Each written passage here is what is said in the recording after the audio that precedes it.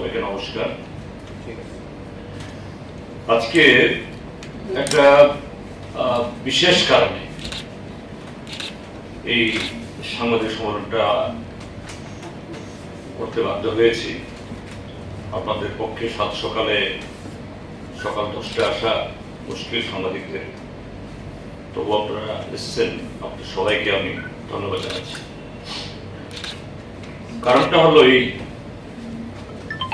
নির্বাচন, তাও লোকসভা নির্বাচন, অর্থাৎ আমাদের দেশের সর্বোচ্চ সাংবিধানিক প্রতিষ্ঠান বা আইনসভা নির্বাচন। সেই নির্বাচনে প্রতিদ্বন্দ্বী দলগুলোর মধ্যে উচ্চ রাজনৈতিক বিতর্ক হবে, কর্মসূচির ব্যাখ্যা হবে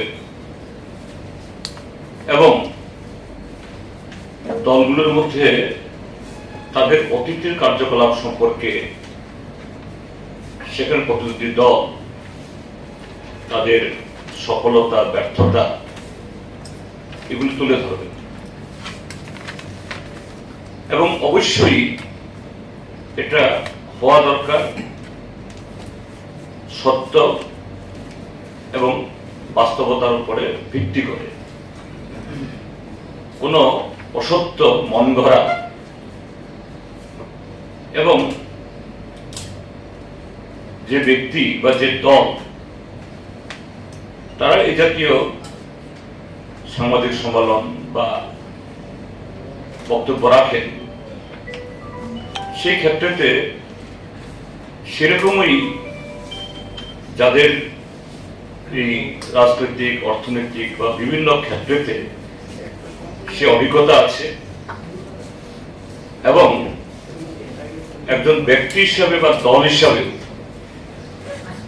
সেরকম স্বাধীনতা, সেরকম যে মার্জিত, তার সাথে গরিমা, এগুলি রাজনীতিতে থাকতে হয়। এই জন্যই এটাকে রাজনীতি বলা হয়। কিন্তু দুর্ভাগ্যের সাথে দেখা যাচ্ছে আমাদের দেশে এবং রাজ্যে বর্তমান শাসক দল ভারতীয় জনতা পার্টি, তাদের অভিধানে এই গরিমা, সততা, শালীনতা এগুলি বোধহয় তারা সব বিসর্জন দিতে চাইছেন। নির্বাচন মানে হলো যে কোনোভাবেই ভোট হরণ করা, যে কোনোভাবেই জনগণকে বিভ্রান্ত করে ভোট নেওয়ার কৌশল তৈরি করে ভোটে যাতা, এটাই তাদের রাজনৈতিক সংস্কৃতি। যেমন আমাদের মাননীয় প্রধানমন্ত্রী বলছেন প্রতি 2 দিনে দেশে একটা এইমস তৈরি হচ্ছে, 3 দিনে IIM তৈরি হচ্ছে, 4 দিনে IIT তৈরি হচ্ছে। এভাবেই তিনি খুব কদাচিৎ সমাজের সম্মত করেনি না, কোনো যে পছন্দের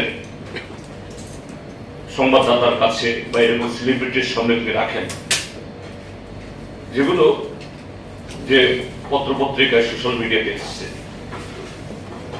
সেই দলেরই একজন মানে কর্তা বা এই রাজ্যের শীর্ষ নেতা আবার এই লোকসভা কেন্দ্রে তাকে তার 4 বছরের মুখ্যমন্ত্রীত্বের কালে আনসেরিমনিয়াসলি কোন ধরনের আগাম যে সতর্কবাণী বা জনগণের সামনে সেরকম কোন ধরনের কারণ তুলে না ধরে, আমি কারণ তুলে ধরার কথাটা বলছি কারণই, কেননা দলের কোনো বড় পদ থেকে সরিয়ে দেওয়া একটা দলের আভ্যন্তরীণ ব্যাপার, কেউ জিজ্ঞেস করে না। কিন্তু কেউ যদি মুখ্যমন্ত্রীত্বের পদ আসীন হন, অলঙ্কৃত করেন, মন্ত্রীর পদ অলঙ্কৃত করেন, সাংসদের পদ অলঙ্কৃত করেন, এটা পাবলিক পোস্ট, সাংবিধানিক একটা আসন, সেখান থেকে কাউকে হটিয়ে দেওয়া এটা যে কোনো দলেরই রাজনৈতিক কর্তব্য,